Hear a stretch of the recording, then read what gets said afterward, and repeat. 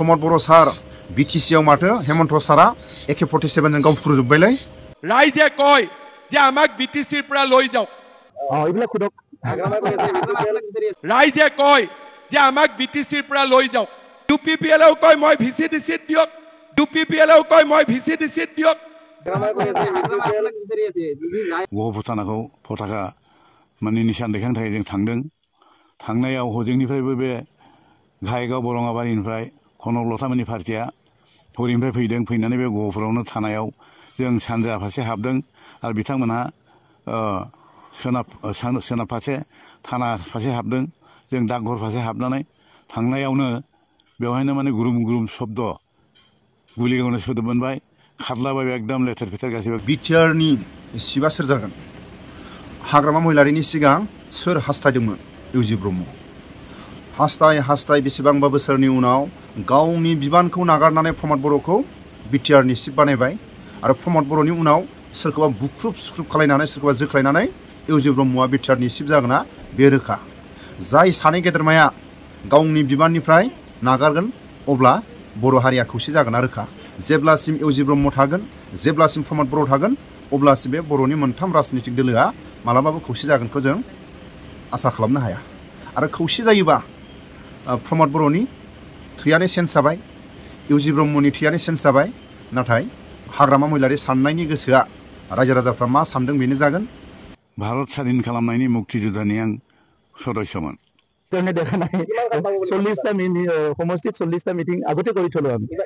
आंनि बैसोआ दा 96 बोसोराव हाबबाय बर'नि मोनथाम दोलोआ खौसे जानांगौ होननानै बुङोबा प्रमद बर' इउजि ब्रह्म बिसोर सानैया गाव गावनि बिबाननिफ्राय नागारोबानो बर' हारिया खौसे जागोना ओरैनो रोखा आंनि बैसोआ दा 96 बोसोराव हाबबाय नै दा गोदान बोसोर हाबनायजों 96 बोसोर सोलिगासिनो दं आं जोनोम मोनदोंमोन 1925 सनाव माबा क'क्राझार दा बर्तमान क'क्राझार जिल्लानि अन्तर्गत थिपखाय फालांसिगुरि गामियाव 1925 सनाव आं जोनोम जादों बेनिफ्राय 1938 सनाव बे माबायाव गहपुर हालामाव फैदों लखिमपुरमोन बे समाव एक नं बिक्रमपुर होननाय बेयाव खारबोदों जोंहा माने जोंनि फरियालफ्रा बेयाव हा लाफैग्रोदोंमोन सिगाङाव संनानै ग्रोब बेयाव खारबोदों हा गैयैखाय हाया माने दाबिथ' खेथि मोनैखाय बेयाव थाबाय थानाय जानाय नङाला होननानै आइ आफामोना बेयाव हा नागिरनानै एक नं बिक्रमपुर लखिमपुराव खारबोदों 1938 सनाव बे समाव महात्मा गान्धीनि आन्दलन माने ब्रिटिशखौ होखारनांगौ स्वाधीनता आन्दलननि थाखाय बेवहाय आन्दलन खालामदोंमोन सारा भारतआनो दा बिनि बिथोराव बेवहायबो जोंनि आसामावबो सोलिदों दा बेवहाय 1942 गण आन्दलनाव आं दङमोन हजक दंमोन दा बे आन्दलननि आं सासे माने मुक्तियुद्धा भारत स्वाधीन खालामनायनि मुक्तियुद्धानि आं सदस्यमोन दा बेवहाय लखिमपुराव दंमोनथ' लखिमपुराव माने ओजोंहाय पुर्न दत्त हरिपद दत्त बिथांमोना बे नेतृत्वआव आन्दलन खालामदों महात्मा गान्धीनि भारत स्वाधीन खालामनायनि आन्दलन खालामदोंमोन दा बे बिथांमोना बे नेतृत्वआव आन्दलन खालामदों महात्मा गान्धीनि भारत स्वाधीन खालामनायनि आन्दलन खालामदोंमोन दा बे आन्दलननि आं सासे मुक्तियुद्धामोन दा बेवहाय 42 सनाव मोनसे जोंनि आसामाव बे थानायाव निशान दैखांनायनि मोनसे प्रग्राम लादोंमोन दा बे प्रग्रामाव आन्दलनाव हजगाव आंबो दङमोन पुर्न दत्त हरिपद दत्त आरो जोंहाय गासिबो जों आन्दलनकारिफोर थांनानै ओरैहाय गहपुर फारसे जोंबो आगान सुरदों जों माने ओरैनिफ्राय थांनानै गहपुर थानाखौ पताका माने निशान दैखांनो थाखाय जों थांदों थांनायाव हजोंनिफ्रायबो बे घाइगाव बरङाबारिनिफ्राय कनक लथामोननि पार्टिया हरैनिफ्राय फैदों फैनानै बे गहपुरावनो थानायाव जों सानजा फारसे हाबदों आरो बिथांमोनहा सोनाब फारसे थाना फारसे हाबदों जों डाकघर फारसे हाबनानै थांनायावनो बेवहायनो माने गुरुम गुरुम शब्द गुलि गावनो सोदोब मोनबाय खारलाबाय एकदम लेथेर फेथेर गासिबो एकदम माने गावजों गाव खारलाबायनाय जाबाय दा बेनिफ्राय नुनो मोनबाय जोङो मुकुन्द काकतिया बे कनकलता निसान लानानै आवगायनायावनो बेखौ गावनायाव बे गोग्लैनानै थाबाय। मुकुन्द काकतिया ग्रोब बे निसानखौ दैखांनानै लानानै आगबारायलांबाय थानाखौ दैखांनो थाखाय प्लेट हस्टिं खालामनो थाखाय। दा बेवहाय बेखौ गावबाय मुकुन्द काकतिखौबो बेबो गोग्लैना थाबाय। बिनि उनावहाय सासे डाकघरनि चौकिदार माबा डाकघरनि माने धाकवाला मा होनो बिथाङा थांनानै बे जायगायाव थानाय मानसिखौ बिथाङा मिथिगौ थाब थांनानै बे थानाव थुहैनो मोन्दों। बेनिफ्राय बिसोरथ' बेथ' कनकलताथ' बेबो थैबाय उनावहाय मुकुन्द काकतियाबो घायल जाना बिथाङा थांनानै बे जायगायाव थानाय मानसिखौ बिथाङा मिथिगौ थाब थांनानै बे थानाव थुहैनो मोन्दों।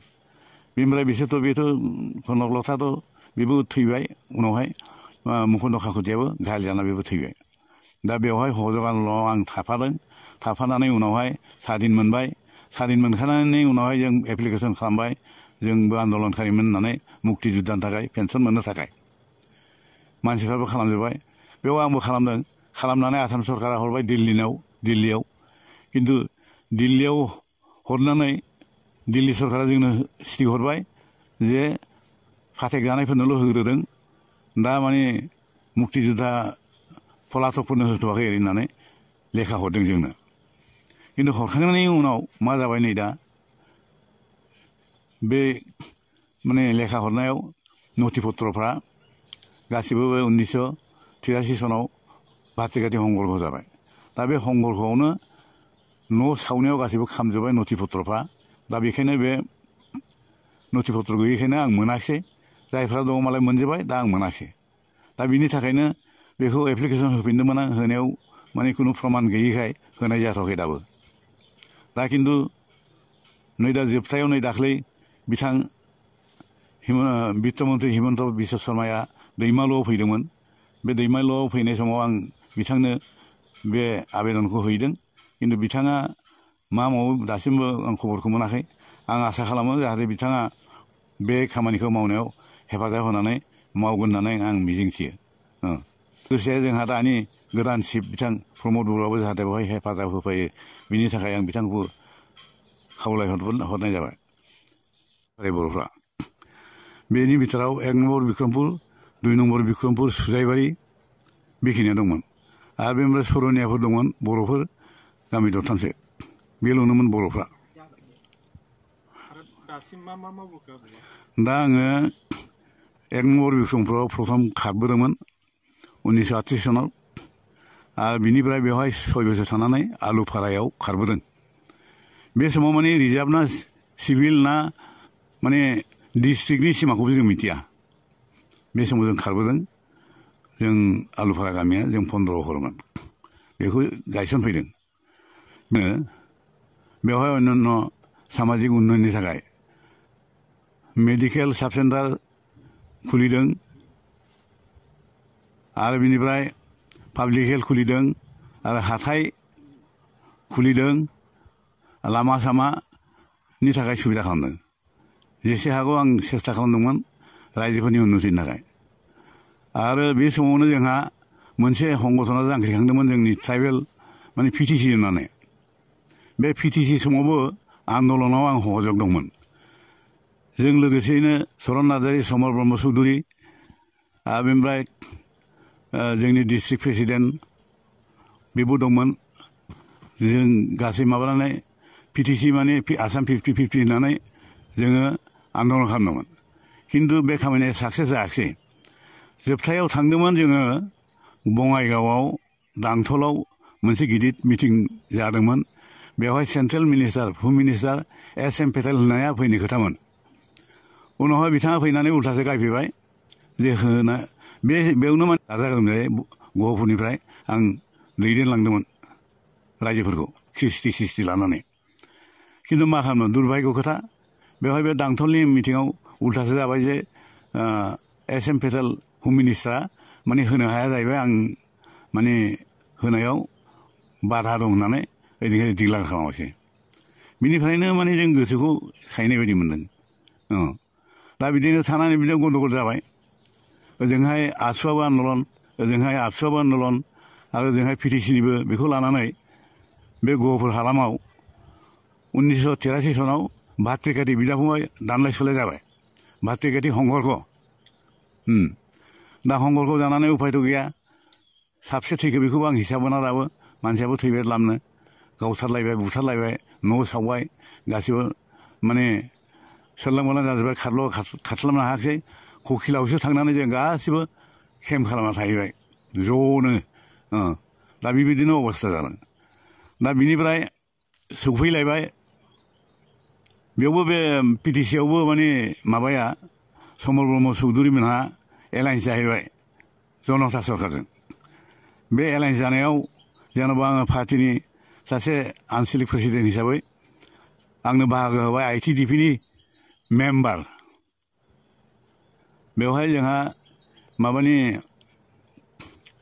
जिल्ला पिटिसिनि सभापति सासे दंमोन बिथाङा प्रेसिडेन्ट जादों नामखौ बावलायलांबाय आंखौ सोना होबाय मेम्बार बेयावबो सालायबोनो मोनदां गुलाब बरबरा सरकारनि दिनाव बिनिफ्राय बे थांलायबाय जोबथायाव मा जाबाय नै दा हंगर लाना जोंहा बिथां मानगोनां हितेश्वर शइकिया बिथाङा मुख्यमन्त्रिमोन आरो बिथाङानो आंखौ बहुद माने सहाय खालामदों आदर खालामदों आरो बिथाङा माने मोनथावै जाथावै गिदिर गिदिर पदफोरखौ बिथाङा आंनो होनानै बे ओनसोलखौ रैखानि थाखाय 1989 सनावबो आरो हंगरखौ जाबावबाय बे 1989 सननि उनावहाय आंनो बिथाङा आइटिडिपि चेयारमेन ट्राइबेल बर्डनि चेयारमेन होबाय आरो बेनिफ्राय डिसि कमिटिनि स्टेरिं कमिटिनि मेम्बारबो बानायबावबाय माने नियम गैयामोन होनब्लाबो जोंहा एमएलए गैयैखाय आंखौनो स्टेरिं कमिटिनि मेम्बार फाथिनानै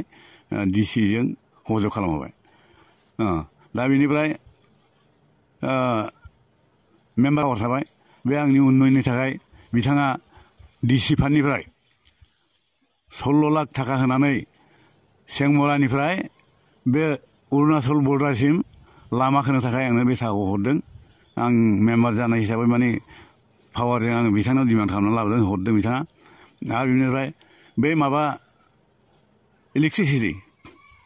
इलेक्ट्रिसिटिखौबो गासिबो बोखारबोसि बस'जोब्बाय बेखौबो खालामहोनो थाखाय आं डिसि कमिटियाव थानायखाय आं पावार मोननानै बेखौ खालामहोफिनबाय आङो आरो बेनिफ्राय बे माबा पाब्लिक हेल्थनि जिथु दै वाटार साप्लाइ बेखौबो गासिबो माने बे दुस्थ'फ्रा गासिबो जावखांनानै पाइपफोरखौ गासिबो बबाव लांखो बबाव फानैखौ फात्ता गैया बेखौ हरदोंमोन आरो बिनि उनाव ग्रोब बेखौ हरहोफिननो थाखाय आं खावलायदों दा बेखौबो बिथाङा सुबिदा खालामना होदों दा जोंहा अब्लाबो साक्सेस खालामनो हायाखै नै दासिमबो दैखौ होनो हायाखै रायजोफ्रा मोनाखै सेन्टार कमिटि दं खालामना होदों दा जोंहा अब्लाबो साक्सेस खालामनो हायाखै नै दासिमबो दैखौ होनो हायाखै रायजोफ्रा मोनाखै सेन्टार कमिटि दं हाथाइ दं बेफोरखौ आं बहायदों आरो बेनिफ्राय लामाखौ होदों बायदिसिना उन्नयननि थाखाय रायजोफोरनि थाखाय जि हायो बेखौ आं मावना होदों बिनिफ्राय बाजवारि मिटिङाव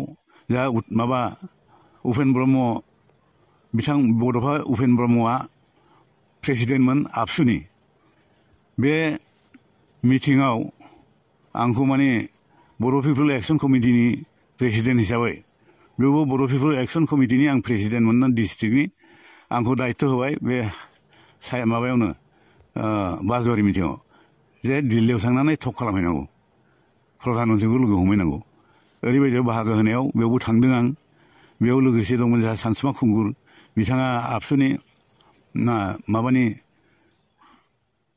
माबामोन रबिराम ब्रह्म आरो बेनिफ्राय गसाइ गंगार मोसा आरो बेनिफ्राय परमेश्वर ब्रह्म जों दिल्लीयाव थांनाया प्रत्येक डिस्ट्रिक्टनिफ्राय साफा साफा गासिबो थांजोबदों सारा आसामनिफ्राय 16 जन थांदों ভিচিডিচিৰ ৰাজত্ব শেষ কৰিব লাগিব মানুহৰ ৰাজত্ব আমি আনিব লাগিব এইবিলাক নহব দিছপুৰৰ পৰা আমি টকা পঠাম কাবাক খাবৰ কাৰণে নহয় ৰাইজে খাবৰ কাৰণে আমি টকা পঠাও ভিচিডিচি হল বৰালি মাছ ভিচিডিচিয়ে যেতিয়ালৈকে নকয় তেতিয়ালৈকে ইয়াত একো কাম নহয়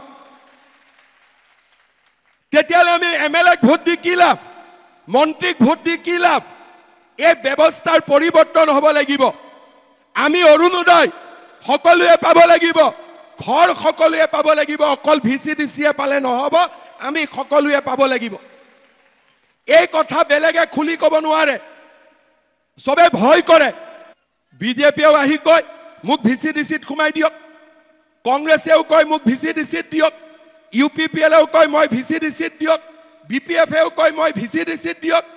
আৰু সব ভিচিডিচিয়ে পাব নেকি? পাব্লিকে একো নাপাব নেকি?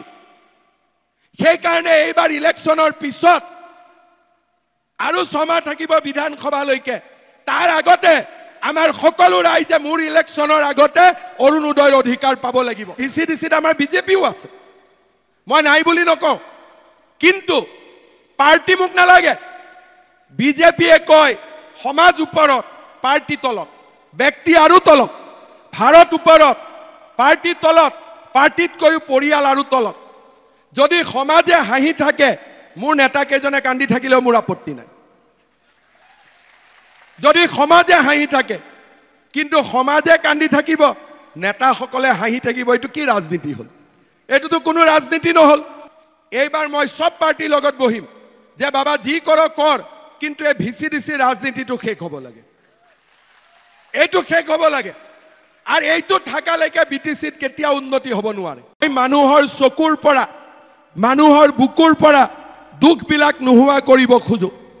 যেতিয়া BTC গঠন হৈছিলে, সকলো ৰাইজে BTCক স্বীকাৰ কৰা নাছিলে। মোক এতিয়াও ৰাইজে স্মাৰক পত্ৰ দিয়ে। 2003 চনত BTC হ'ল, আজি 25 চন, 22 বছৰ পিছতো ৰাইজে কয় যে আমাক BTCৰ পৰা লৈ যাওক। এই পৰিৱেশটো কিয় হ'ব পায়? এই পৰিৱেশটো আমাক কিয় লাগে?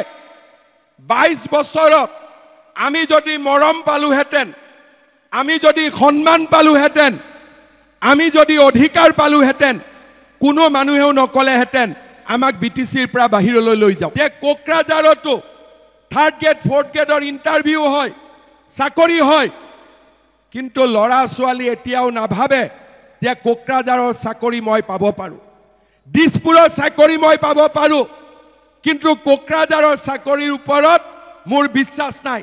পাম নাপাম মই নাজানো, মই বিশ্বাস কৰোঁ সকলো জাতি উপজাতিয়ে যেনেকৈ মাটিৰ অধিকাৰ পাব লাগে, তেনেকে সকলো জাতি উপজাতিয়ে BTCৰ চৰকাৰী চাকৰিৰ সুবিধাও তেওঁলোকে সমানে পাব লাগে। বিটিআৰত বিজেপিয়ে যোৱা 5 বছৰত বিজেপিয়ে শান্তি আনিলে, অহা 5 বছৰত বিজেপিয়ে সকলোৰে বাবে সমান অধিকাৰ আনিব। এয়া হৈছে বিজেপিৰ সংকল্প। এইবাৰ পদুম ফুলত ৰাইজে ভোট দি বিজেপিক আমি শক্তিশালী কৰিব লাগে, কাৰণ বিজেপিয়েহে সমাজখনক বান্ধিব পাৰিব।